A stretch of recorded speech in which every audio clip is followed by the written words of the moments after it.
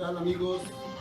Buenas tardes, aquí en Voces del Periodista, en representación de nuestra amiga y compañera Celeste Sáenz de Miera y también de nuestro amigo Jorge.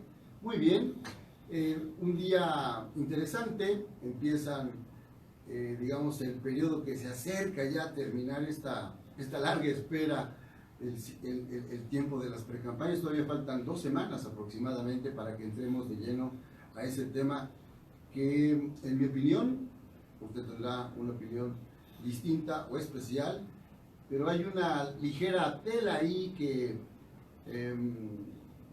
ya estamos en un asunto de campaña, y después dicen que es pre-campaña, y bueno, hasta que estén todos los registros y como lo diga en este caso la autoridad, el Instituto Nacional Electoral. Qué bien que nos acompaña. Hoy en Voces del Periodista Diario se anuncian algunas noticias importantes. Señalan en el portal: próximas elecciones serán las más incluyentes en México. Ya no hay pretextos para debatir, reta MIT a López Obrador. Y la Conferencia de México condena la guerra terrorista en Siria. Estas son de las principales noticias que tiene el portal hoy, Voces del Periodista Diario. Noticias importantes que tienen que ver pues con lo que está sucediendo en la vida nacional y en el mundo internacional. Este tema en especial a mí me llama la atención cuando dice ya no hay pretextos para debatir. ¿Por qué señala esto el señor Mit? Bueno, hagamos un recuento muy rápido de 1 minuto y medio, si no necesitamos mucho tiempo para entrar a otros temas también de interés. Resulta que el fin de semana, allá en el puerto de Acapulco, la Convención Nacional de Banqueros, la 81 Asamblea, citó a los candidatos, estos se presentaron. Entonces dijeron, todavía estamos esperando esa calificación. Fíjese que es importante, la calificación que le dieron los banqueros todavía no sale a la luz. Hay que ver cuáles fueron sus propuestas en la parte política, económica, financiera, cultural, el asunto del género, el empleo, la inversión. Bueno, todo este asunto parece que al menos fue un debate aceptado. Digamos presentaciones, porque no llegaron a debatir, fueron presentaciones en horarios distintos, con la conducción de Leonardo Curcio ahí al frente. Entonces creo que eso abona bien en la discusión de un país que quiera acercarse a revisar de fondo cuáles son las propuestas. Ese es el primer tema. El segundo es que después de eso el INE ha levantado esta cortina, este impedimento donde no se podía debatir entre los candidatos. Hoy ha dicho, bueno, el día de ayer ha dicho que ya puede haber debates en los medios de comunicación entre candidatos. Entonces, ¿qué es lo que está sucediendo? Faltan 2 semanas hasta el día 29 de marzo. El día 28 concluye el proceso y el 29 digamos que ya estamos en el periodo de campañas.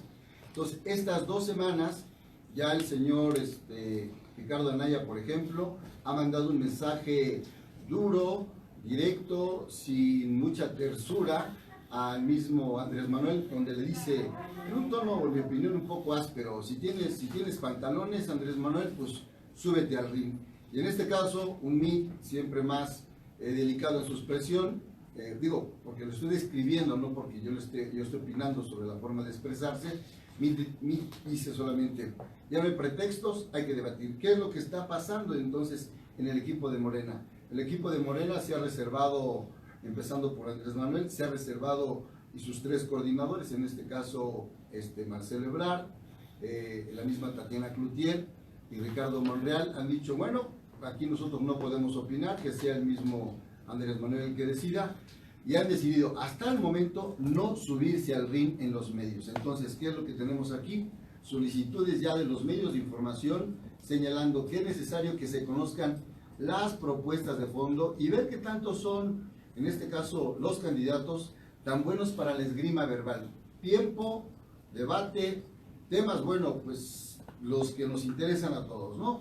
¿Cuál es el primer tema? El asunto de la corrupción, que también eso se vio en la Convención Nacional Bancaria, el asunto de la inversión de capitales, la estabilidad, el tema de la seguridad, el combate al narcotráfico, el asunto del empleo, la deuda externa. Digo, entonces hay una infinidad de temas que sí sería bueno que los equipos de los candidatos empezaran a analizar. Bueno, hasta ahí dejamos el tema y les vamos a anunciar más adelante. Tenemos una entrevista y un comentario. El tema del agua, que también es motivo de portada en este caso, de Voces del Periodista, que dirige Mauricio Lum, nuestro director, pues es gerente general, director, bueno, es realmente una persona muy seria y abocada al tema del periodismo, esta revista ya de tradición en la opinión pública y sobre todo una voz crítica. Hoy en la portada señala el cartel del agua, batalla por la vida en México. Se la describo, digo, ahí lo podemos tener en las redes sociales también para que lo pueda localizar. En un suelo árido, seco, terregoso, una gota brillante de agua y ahí parte del planeta Tierra, donde se ve el continente americano, Latinoamérica también. Entonces, el cártel del agua. ¿Qué es lo que está sucediendo con el agua? No solamente en el país, en esta guerra que hay, una disputa en el norte, principalmente en Mexicali, en Michoacán, en Tamaulipas, bueno, en Oaxaca también lo tenemos, pero ha llegado también el tema a la Ciudad de México. Vamos a hablar de eso con un experto en protección civil, donde nos puede indicar qué hacen los gobiernos o cómo le pueden hacer en materia, en este caso, de la escasez del agua o un sabotaje, como presuntamente se ha denunciado en la Ciudad de México. Pero en la Ciudad de México creo que también se pueden dar las dos cosas. Una parte es que la ciudad, según los últimos reportes de especialistas, después de los sismos de septiembre pasado, estos lamentables hechos, la ciudad ha sufrido un hundimiento de casi 12 centímetros, algo poco usual porque la ciudad se sigue hundiendo, no hay más inyección de líquido, en este caso vía natural al acuífero, y la Ciudad de México se está sumiendo cada día. Eso no lo dice Juan Bautista, lo dicen los reportes oficiales. Esa es una parte, y otro tema ligado a es la gran construcción de los malls, estas montañas de la vivienda que ha autorizado pues el gobierno, así tenemos que decirlo, de la Ciudad de México, encabezada por el señor Miguel Ángel Mancera, que busca un cargo al Senado de la República por esa alianza del Partido de la Revolución Democrática con el PAN y otro más, como usted sabe. Bueno, vamos a platicar de ese tema un poquito más adelante, y un comentario del experto en deportes, José Luis Adame, en este caso el tema, el clenbuterol y el caso de ingestión, en este caso para el Canelo, este gran boxeador pelirrojo, que está, en mi opinión, en un momento muy importante de su carrera. Hay un comentario al final, casi al final de este programa. Entonces los invitamos para que nos acompañen en este tiempo. ¿Alguna cosa más, Jonathan, que se nos quede en el tintero? Bien, podríamos entonces ir al corte y regresar para empezar la entrevista, o todavía nos podemos aguantar. Muy bien, muy bien. Bien, fíjese que vamos a esperar 3 minutitos para entrar a la entrevista con Eric. Entonces, sí es importante, regresamos un poquito a este tema, el tema del agua, por ejemplo, ¿no? ¿Qué es lo que está sucediendo? Vamos a adelantar un poco la introducción. El fin de semana, ¿no? Pues ya llevamos semana y media donde se da el desabasto del agua en colonias importantes y periféricas en la Ciudad de México. El agua, como ustedes saben, escasea, sobre todo en la parte, ¿cuál es la parte poniente de la Ciudad de México? Todo lo que es la parte del Álvaro Obregón, parte de Tlalpan, bueno, no se diga en la parte del Ajusco Medio, que ahí no llega el agua, pero también empezó a escasear en la parte de la delegación Gustavo Madero y Cuauhtémoc. Empezaron los reportes de los vecinos y resulta que detectaron que al menos 40 alcantarillas o cruces que están en avenidas principales fueron intervenidas intencionalmente. Entonces eso es importante señalarlo, porque se dijo entonces que había sido una acción premeditada y que se estaba prestando a acciones políticas. ¿Qué es lo que sucede ahí? Bueno, pues el caso llegó hasta la Asamblea de Representantes para avisar, en este caso, que podrían ser sancionadas las personas que se encuentren cerrando estas llaves del vital líquido hasta por 12 años de prisión, lo que equivale también a una sanción administrativa y penal por el robo de un auto, que se aproxima más o menos a eso, entre 10 y 12 años, o sea que es un asunto criminal, es un asunto de alta peligrosidad, bueno, de gran riesgo para la población. Entonces el tema del agua entra de lleno a la Ciudad de México y empiezan a cuestionarse la autoridad, bueno, ¿quién podría ser? Es raro, por ejemplo, todavía que teniendo tantas cámaras en la ciudad, no tengamos en este momento los ciudadanos una imagen, un video de alguien que esté cerrando las llaves. Digo, esa es una pregunta como un cuestionamiento lógico, lo lanzo al aire y como dicen, lo pongo en la mesa para el análisis. Ese es un tema. El otro es, tampoco tenemos registros de las fotografías. Entonces, esto se presta mucho a la especulación. Y por otro lado, este cártel del agua del que se habla, pues vuelven a aparecer los mismos personajes, en este caso, que han estado en la Asamblea de Representantes de manera insistentes y tomando decisiones. ¿A quién nos referimos? Así los tenemos que describir.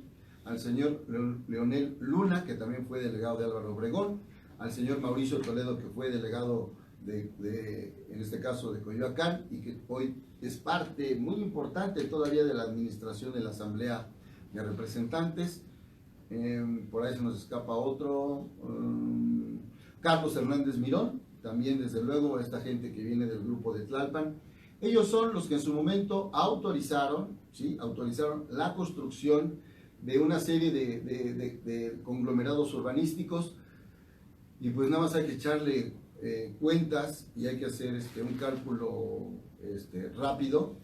¿Cuántos litros de agua pueden consumir un edificio que tiene alrededor de 200 o 300 departamentos, unidades habitacionales, en los barrios donde el agua pues no llega de manera abundante? Entonces, esta situación del cierre de llaves intencional, más el cártel del agua que pudiera estar operando, digo, esas son las sospechas y por eso se tuvo este asunto en la Asamblea de Representantes, de ser quien está cerrando las llaves como que a propósito. Eso es lo que está ocasionando este debate, pero hoy vamos a hablar con este experto en protección civil para que nos diga qué puede realizar un gobierno local, en este caso de la Ciudad de México, o un gobierno, o un municipio, o un gobierno de cualquier estado de la República, cuando se encuentre en situaciones de emergencia como es la falta del agua. ¿Qué hacer ante la falta del agua? Digo, pues es un tema muy complejo, no es un asunto difícil, pues tan fácil de resolver. Vamos a ir a un corte y regresamos en un momento aquí a Voces del Periodista. Bien, pues ya regresamos, en un momento nos vamos a comunicar con Eric Manuel Alvarado Nava, experto en protección civil. Antes quisiera leer esta nota que tenemos en Voces del Periodista Diario, esta parte de la inclusión, un concepto, no es un concepto nuevo, pero es un concepto horizontal, es un concepto incluyente. ¿Y qué debemos entender por esta frase? Próximas elecciones serán las más incluyentes. Antes no eran incluyentes las elecciones, sería como el primer razonamiento lógico a este encabezado, pero se señala con más herramientas que promueven la participación de las comunidades indígenas, transexual, personas con discapacidad, así como la paridad de género en las candidaturas. Las elecciones del próximo 1 de julio serán las más incluyentes en la historia del país, aseguró Mónica Macice, directora de la Unidad de Igualdad de Género y No Discriminación del Instituto Nacional Electoral. Es muy importante plantear este tema, dado que en este proceso electoral se van a elegir al menos 18,000 cargos de representación popular, de los cuales, por la paridad, serán 9,000 mujeres las que serán postuladas. Bueno, ese es un dato que creo que sí debe llamarnos a la atención, y además reconocer el esfuerzo, no solamente de la autoridad, y perdón, pero hay que dejar a la institución pétrea y blanca e inmaculada a un lado, sí señalar que este esfuerzo ha sido participación, esta inclusión es resultado de las muchas batallas diarias que han dado las mujeres en la Ciudad de México y en todo el país. No es un asunto que incluye una reforma política electoral de la noche a la mañana. Han estado de manera insistente en las políticas presentadas a través de principalmente estos 2 últimos periodos legislativos. Se le ha dado mucho realce a la participación de la mujer, y creo que eso es importante. Lo que el INE ha hecho es ir estableciendo ciertas medidas de inclusión con el fin de que toda la ciudadanía, independiente de sus características, puedan ejercer el voto en condiciones de igualdad. Ese también es, creo que, un punto a favor de esta línea. Y para terminar, bueno, pues vamos leyendo esta parte última del comunicado, de la entrevista. Así se comentó que para lograr una mayor representación de los pueblos indígenas en cargos de representación popular, en noviembre del 2017 se adoptó que los partidos políticos debían postular fórmulas integradas por personas que se reconozcan como indígenas, al menos 12 de los 28 distritos con población indígena. Bueno, ahí tenemos a Marichuy, esta candidata presentada por el Frente de Liberación, bueno, el Frente Zapatista de Liberación Nacional, que así se llamaba, después ha variado un poco ahí. Entendemos incluso que tuvo un accidente allá en la Baja, ¿no, Jonathan? Tuvo un accidente, se volteó en la camioneta en la que iban, y fíjate que revisando, yo llegué a transitar por esa carretera, y es una carretera muy peligrosa, porque de repente pues no hay nada más que decirte, va serpenteando la carretera. ¿Qué es lo que sucede? Que el viento, en la noche sobre todo, baña la carretera, y las curvas son muy cerradas, entonces al voltearse puede haber un derrapón, y las piedras ahí, perdón que lo diga, pero son más filosas como en cualquiera, como si fuera la montaña, pero las tienes ahí a la orilla de la carretera. Entonces sufre una ponchadura y voltea, da 3 vueltas la camioneta, y Marichuy incluso sale lesionada, creo que con fractura de clavícula o costilla, algo así, y pierde la vida una persona. 9 personas son hospitalizadas. Digo, una tragedia y una lástima, porque a partir de ahí, pues la campaña que venía representando este sector, en mi opinión, ha tenido pues una baja, una merma. Qué bueno que sigan en esa intención, pero bueno, ahí les deseamos al equipo de Marichuy y de este equipo de las mujeres, esta corriente, pues que sigan adelante. Si tenemos alguna respuesta de nuestro productor para conectarnos, todavía no hay nada de eso. Bueno, pues vamos a ver si tenemos un poco de más suerte, o si nos está escuchando Eric, pues que se comunica aquí al estudio. Entonces, ese tema de la inclusión creo que es importante, desde luego, cómo se van presentando las candidaturas, cómo se van presentando la representación. Sin embargo, yo tengo una opinión muy personal. En este caso, creo que sigue estando ausente el gran ciudadano, o sea, el gran público. El INE sigue siendo, pues siguen siendo nominados en este caso los consejeros electorales por los partidos políticos. No hay todavía una autonomía total en este asunto, y creo que sí hace falta una reforma donde se incluya de manera determinante a los ciudadanos. No podemos todavía hablar incluso de una certeza, había que revisar las últimas encuestas, sobre la credibilidad incluso de las elecciones. La palabra que está hoy en boca de todos es pues que esperamos que sea una elección limpia, efectiva, sin ningún tipo de trucos. Pero ya incluso por ahí el mismo López Obrador señaló, si hay fraude, pues que amarren al tigre y que lo amarre quien lo soltó. Una frase que hoy están pidiendo que se aclare, pues no es nada muy complicado de entender, sino simplemente que no se tiene la certeza. Hay dos medidas que tenemos que discutir, que plantear de manera profunda en este momento, para no dejarla para después. ¿Y cuál es? Primero, que el Tribunal Electoral limitó, en este caso, al Instituto Electoral para que diera los resultados de una manera pronta y expedita el día de las elecciones. Dijo, no, espérate, no es posible eso, así que busca otros mecanismos, porque eso será horas después o al otro día. Y entonces dice Lorenzo Córdoba y los consejeros, dice, no, es que nosotros sí tenemos que responder esa misma noche, y mandan la orden de que se tomen fotografías de las boletas o de las cartulinas que están ahí con la votación, y que lo envíen directamente al instituto. y el señor López Obrador hace unas horas acaba de realizar una propuesta en un sentido muy especial que yo creo que va a tener una repercusión profunda. Ha mandado decir a todos sus militantes que cuando firmen la boleta, señores, así como tengo aquí el celular, le tomen la fotografía a su voto y se lo envíen al representante de Morena, para que no haya fraude. Aquí mi pregunta es clara y sencilla. ¿Hasta dónde llega el concepto del voto secreto en México?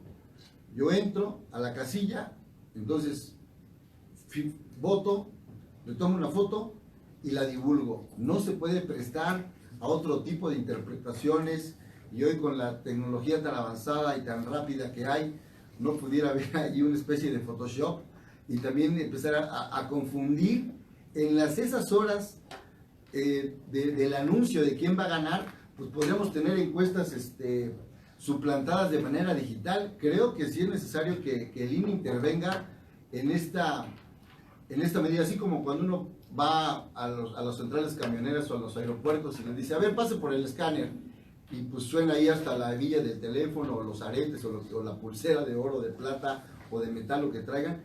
Yo creo que a lo mejor tendría que implementar una medida así de que pase a votar, pero pues sin celular, o no va a haber restricciones en ese sentido. Sí es importante que se empiece a aclarar la forma de votar y la divulgación de los datos. Es un punto realmente importante, porque a lo mejor el tigre pues se le empiezan a aplicar las rayas desde que uno entra a la casilla, ¿no? Entonces sí es un tema ahí importante. 2 minutos tenemos, ya tenemos la llamada encima. Al aire. Bueno, pues entremos con la llamada. Vamos a anunciar a Eric Manuel Alvarado Nava, quien es especialista en protección civil. ¿Qué tal, Eric? ¿Qué tal? Buenas tardes, saludos a la Ciudad de México y a todos tus radioescuchas o ciberescuchas. Juan, qué gusto saludarte. Gracias. Aquí en Voces del Periodista, quien la titular es Celeste Sáenz de Miera, desde luego, y en representación de ella, y también que ha dado seguimiento estas semanas al tema del agua, es que te estamos buscando, Eric. Sabemos que tu residencia está en la ciudad de Guadalajara, que eres un especialista en protección civil, que tuviste una participación destacada en el asunto de la ayuda a nuestros compatriotas, no solamente, no en la ciudad de Guadalajara, porque allá entendemos que no ocurrió gran cosa, pero que te desplazaste con tu equipo hacia el estado de Morelos, y que por eso que te quedaste varias semanas ahí con toda tu gente. Hay que aclarar que Eric Manuel tiene una empresa privada y puso su talento, su economía, su esfuerzo, su equipo para ayudar de manera voluntaria a mucha gente de la población allá principalmente en Jojutla y en Zacatepec. ¿Es así, Eric Manuel? Sí, muchísimas gracias por tu comentario, y en efecto estamos en la ciudad de Jalisco, pero por supuesto informados de lo que está ocurriendo en este momento en Ciudad de México, en donde coincidimos con Miguel Ángel Mancera en el sentido que todo parece, pinta y perfila que es un boicot, ¿no?, con respecto a esta falta de agua. Bien, Eric, si nos permites, vamos a ir a un corte y regresamos para entrar de lleno a la entrevista. El tema es el agua en la Ciudad de México, su escasez y también el posible boicot que ha ocasionado o que han ocasionado, no sabemos quién todavía, no hay responsables directos, a las alcantarillas de agua potable en la Ciudad de México.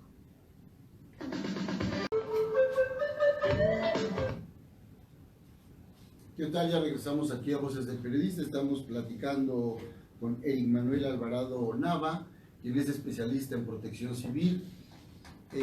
Eric, aquí en la Ciudad de México, en recientes días, o días recientes, propiamente dicho, se dio el desabasto del agua, y por los reportes que se tienen en la parte legal, porque sí hay reportes ante la Procuraduría, no solamente del consumidor, porque primero se vio por ahí ante la Comisión Nacional del Agua, ante las delegaciones, y algunas denuncias que llegaron a la misma Procuraduría de Justicia del Distrito Federal.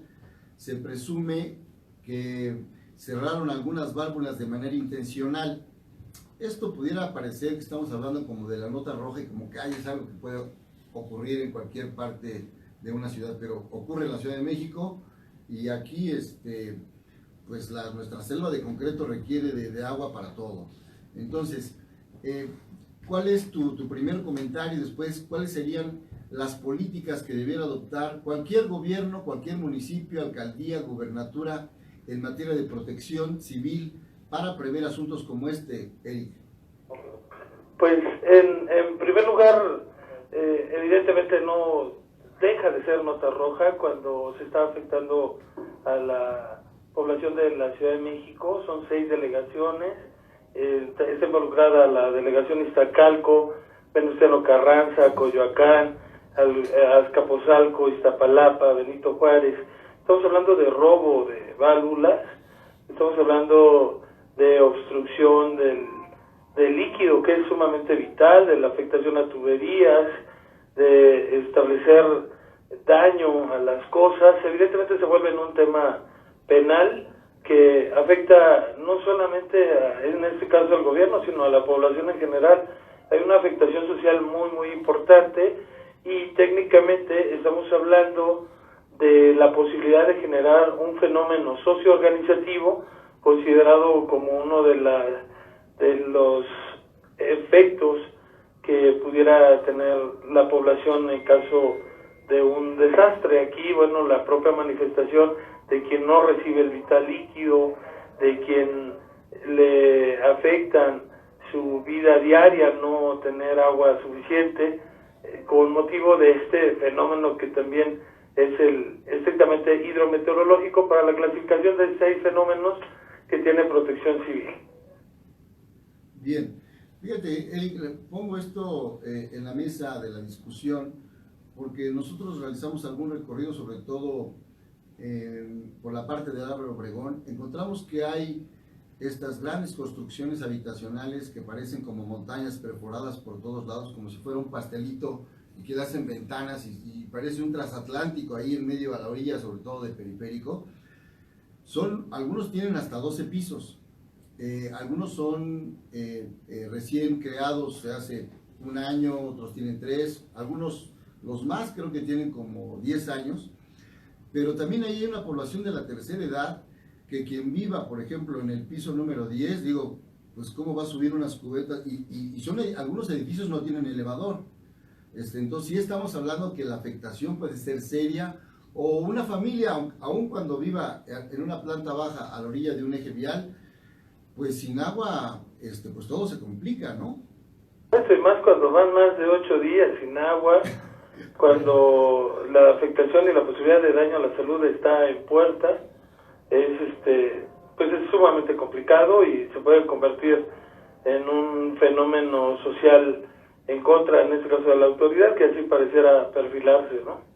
Porque mira, vamos nada más a meternos un poquito, como dicen, al ámbito de la política, aunque dicen que el agua y el aceite no se llevan, pues ya vimos que sí han logrado esa combinación ahora para las elecciones, pero por una parte pareciera que son como que los enemigos, en este caso, de Mancera. Pero por otra parte hay información donde se señala que pudieran ser incluso grupos no de ambos partidos políticos o del gobierno o los que están gobernando, algunas delegaciones de corte morenista, y que estarían incluso afectando, en este caso, a los gobiernos de Morena, eso es muy importante, y a los gobiernos, y algunos gobiernos, por ejemplo, emanados del PRD, menos el panismo y menos desde luego los priistas que están allá, pues muy lejos todavía de llegar al amplio territorio de la Ciudad de México. Entonces, ¿cómo entender esta parte donde se mete el concepto de la política en la manipulación del agua, que es un asunto de la supervivencia? Esto está declarado pues hasta en la comisión, en la Declaración de los Derechos Universales, lo que tiene por ley universal el derecho cualquier humano a la vivienda, al agua, a la educación, a la salud.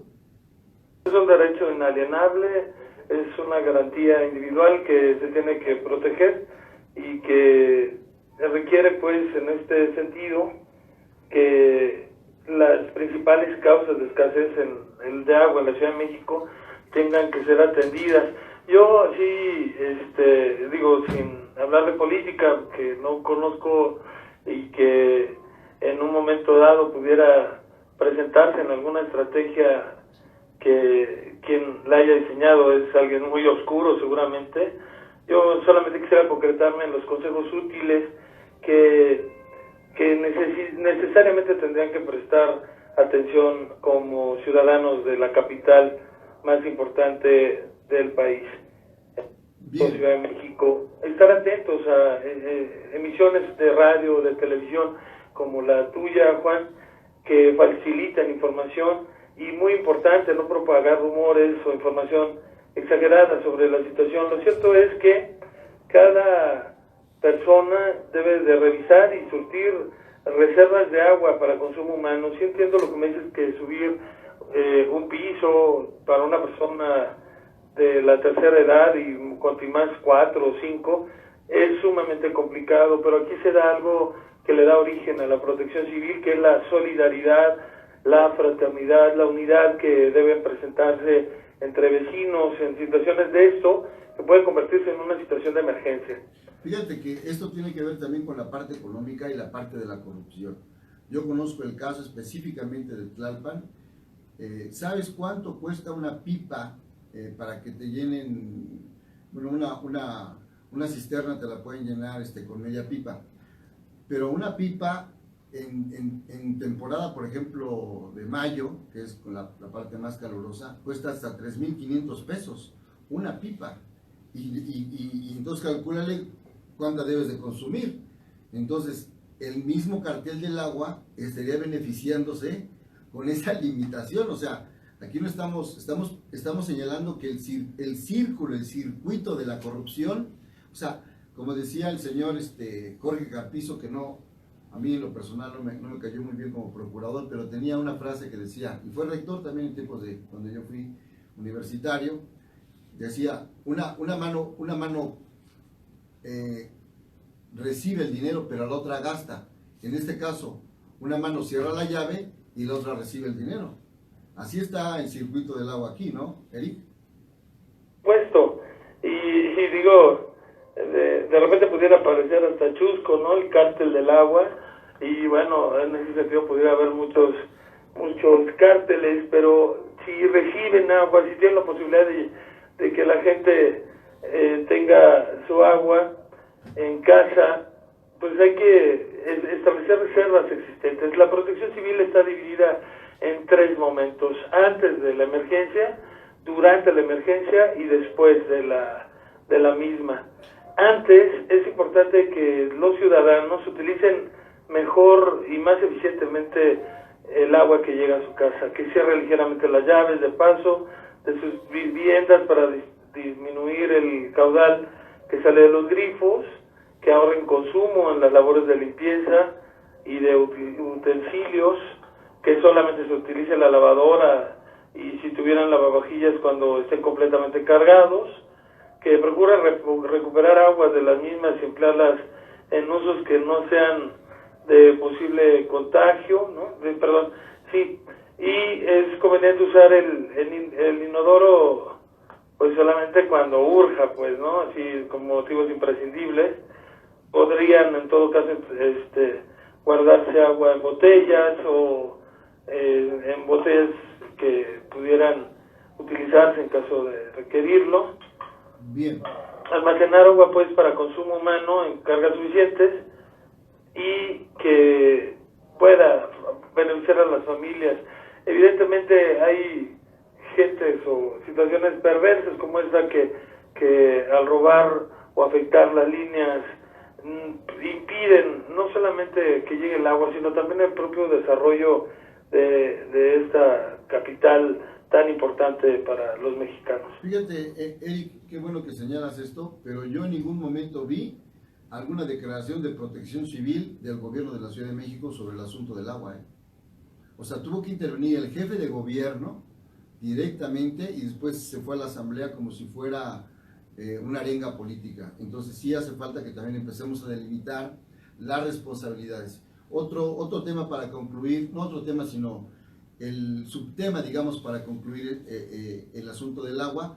¿Qué recomendaciones debería tener un gobierno para prevenir este asunto. Yo me imagino que incluso, pues primero la difusión, ¿no? Segundo, incluso hasta abrir una línea de esas telefónicas, de líneas de acceso gratuito, donde cualquier ciudadano puede reportar que hay una fuga de agua, que le están cerrando, que no le está llegando, y tener ordenadas las solicitudes y empezar a cubrir la demanda. Entre otras medidas, ¿cuáles son las recomendables para un gobierno, Eric? Tendrán que plantearse 3 escenarios. Un escenario posible, que es lo que estamos viendo ahora, ¿no? Escasez, cierre, boicot, escenarios oscuros, políticos, en una época electoral en donde lo mínimo lo pueden convertir en altamente escandaloso, y el escenario ideal es que nunca ocurriera, pero considerando esa posibilidad, este antecedente, esta situación actual, tendríamos que estar pensando en el siguiente nivel, que es el escenario catastrófico, en donde tendríamos que estar pensando en evitar contaminación de agua, en establecer estrategias de labores de higiene y aseo personal, evitar que nos afecte la agricultura, la ganadería, la industria, los servicios sanitarios, turísticos, sociales, de forma negativa, porque a veces en una situación de política no importa la afectación de la persona, en cuanto hay esa pasión desbordada, pero cuando volteamos es como dejar que la imagen sólida de calidez, de hospitalidad que tenemos en México se ve afectada por una situación de una guerra que al final se convierte en una situación de esterilidad.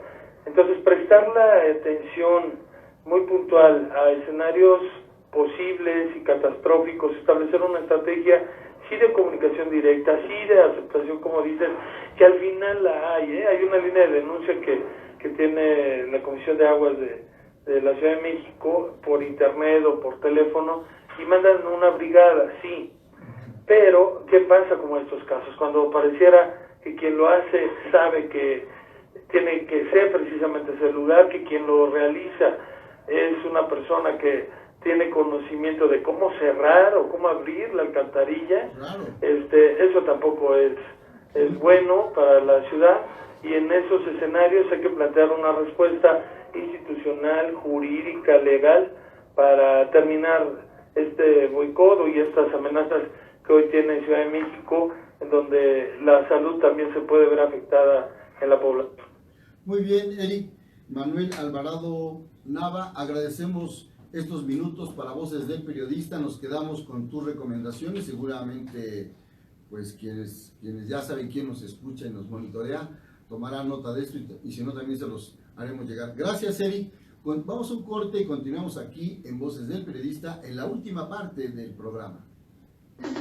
Me estoy sonriendo y les comparto esta sonrisa porque cuando hablamos nosotros de los temas del día, sí le digo que ahí somos muy asertivos, Cuando estamos hablando del ring y que, a ver, pues ponte los pantalones y sé muy machito y yo mero, ¿no? Que es así como en el nivel en el que están, pareciera que se está creando un escenario como de rudos contra rudos contra un técnico. En este caso sería Andrés Manuel el técnico y serían nosotros los rudos, bajo esas declaraciones de ellos mismos. Pero ya le respondió Andrés Manuel, ya les acaba de responder hace unas horas, y les dice, fíjese, dice, eso de que me estén retando de esa manera se me hace como muy irrespetuoso, se me hace hasta machista, y yo, si les pido algo, yo merezco respeto, les está diciendo, pero además les van a decir otra cosa que es lo que me causa esta parte, que les diga, no, pues yo prefiero el amor y paz en esto. Y les dice Andrés Manuel, me quieren echar montón, me quieren trampear, pero mis asesores, los rusos de Catemaco, los de Tuxtla el Chico y los de Tepetitlán, me dicen que no caiga en ninguna provocación. Andrés Manuelovis, tú tranquilo, ahí llévatela poco a poco, como pateando un bote. Ya decidí que no me voy a confrontar. Fíjese bien, ya decidí que no me voy a confrontar. O sea, ya le respondió que no va a haber con ninguno de ellos debate durante estas 2 semanas que faltan para las campañas. La gente no quiere pleitos, ellos son muy peleoneros, hasta me llama la atención, no sé qué les está pasando. Entonces hay que interpretar, llamo la atención, no porque sea Andrés Manuel, pero llama la atención de que todo lo que hoy se diga, se mueva, tenga una textura distinta, salga acompañado de alguien. Todo en política en este momento es susceptible de registro. El color de la ropa, el que guiñe un ojo, el que haga un saludo, el que haga una cruz, el que salga acompañado de la esposa, el que no salga acompañado, el que hoy anda de guayabera, el otro sale en mangas de camisa, el otro sale con unos pantaloncitos muy pegados como de pana y muy recortadito el pelo. O sea, todo hoy es susceptible de atención pública porque están en eso, en una campaña. Por ahí alguien decía, y me quería echar una apuesta de que van a sustituir a 2 de los candidatos y a un candidato a la jefatura de gobierno, digamos. Yo creo que no hay tiempo de cambios, es muy difícil para cualquier equipo quitar en este momento, suplir otro candidato y en solo 90 días y con 3 debates encima, ganar una campaña electoral a nivel nacional. Muy complicado. Yo en lo particular no lo recomiendo, no lo creo. Creo que así como están los equipos, con esa gente, con esa masa, como decía el maestro Manuel Buendía, con lo que se tiene, es con lo que se tiene que actuar, con lo que hay es con lo que se tiene que avanzar. No se pueden llegar a improvisaciones. Y estos 3 hombres de la política no son ningunos improvisados. No, algunos no están en su mejor momento, pero ninguno de ellos es improvisado. Algunos podrán tener mayor aceptación o menor, más parte histórica en la vida política, pero ninguno de ellos es improvisado. Entonces, ahí dejamos el tema de la política, que siempre, bueno, así lo digo yo, siempre me gana como ese gusanito y esa adicción al comentario de la política, porque así ha sido mi desarrollo. En algunas otras emisiones usted tendrá aquí otro tipo de comentarios, pero porque hoy se prestó y porque es la declaración del día, lo estamos haciendo. No crean que yo estoy insistiendo incidir en alguna opinión. Insisto en presentar información de lo que está sucediendo y que usted tome la mejor decisión. Bien, como dice mi hija Mayra Bautista, corte A, papá. Nos cortamos al asunto de deportes. Jonathan, nos vamos con el comentario de nuestro amigo José Luis Adame, un gran reportero de deportes experimentado de estos hombres. Si hay algunos como él, desde luego, que se la pasaban viajando por el mundo, haciendo la crónica de todos los deportes, de las Olimpiadas, los Panamericanos, los Centroamericanos. Uno de estos hombres es José Luis Adame, quien colabora desde hace unas semanas aquí en Voces del Periodista. ¿Y hoy qué cree? Hoy va a comentar el tema del Canelo y este asunto de la ingestión, al parecer, de cárnicos con clenbuterol. Entonces, un tema que incluso Sulaiman Jr. ya dijo que no era pues de mucha trascendencia, y yo no entiendo muy bien. Mejor que lo explique el señor José Luis Adame. Adelante. Muchísimas gracias, es un verdadero placer saludarlos. Y bueno, vaya controversia ha generado Saúl Canelo Álvarez en el positivo por clenbuterol en un reciente examen antidoping que se le practicó de cara a su enfrentamiento con Gennady Golovkin el próximo 5 de mayo en Las Vegas, Nevada, en la categoría de los 160 libras, para definir de una vez por todas quién es el mejor en esa categoría. El Canelo Álvarez manifestó públicamente hace unos días que está libre de cualquier sustancia prohibida en su organismo y bueno, pues se le ha dado el beneficio de la duda. El combate sigue en pie. Pero aquí lo inaudito es que este problema del clenbuterol, que no es nuevo, regresa a la memoria de la sociedad mexicana, no por el simple hecho de que las autoridades sanitarias de nuestro país están llevando a cabo medidas para erradicar el uso del clenbuterol en el proceso de engorda del ganado mexicano, la carne para consumo de todos nosotros, sino por el afán de que el hecho de que algún atleta mexicano esté en riesgo de ser descalificado y no poder participar, y naturalmente proporcionarnos la gloria, la victoria, de la cual pues nos sentiríamos sumamente orgullosos. En eso radica la preocupación de los aficionados y naturalmente de la sociedad mexicana en general, pero es un problema de verdad de salud pública, porque así como puede ser un anabólico que puede permitir en forma tramposa un mejor desempeño de los atletas, también tiene consecuencias y daños colaterales, como es el caso de que se afecta el sistema nervioso central, puede tener lesiones renales y naturalmente pues puede tener en exceso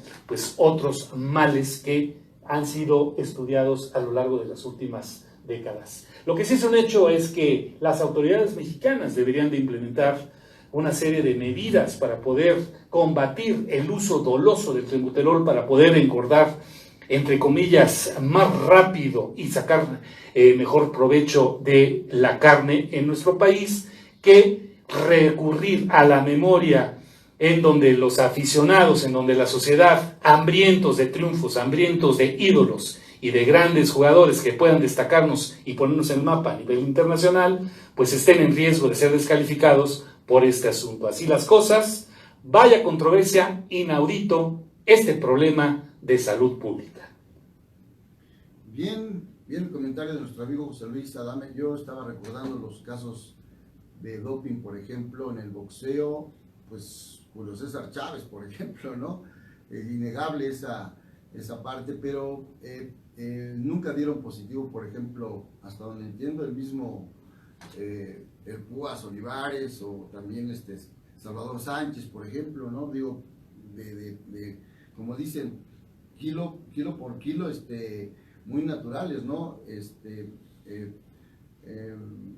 Y otros del boxeo que ahorita no vienen, pero también hemos tenido sí problemas de ese tipo en la parte, no en México, bueno, pues en el mundo, en las Olimpiadas están descalificando a la selección completa de los rusos para que participen en la próxima Olimpiada por todas esas series de anabólicos que pudieron consumir. Yo en lo personal fui atleta, estuve en el CEDOM, conozco perfectamente lo que uno sí puede comer y lo que no debe comer y qué debe ingerir.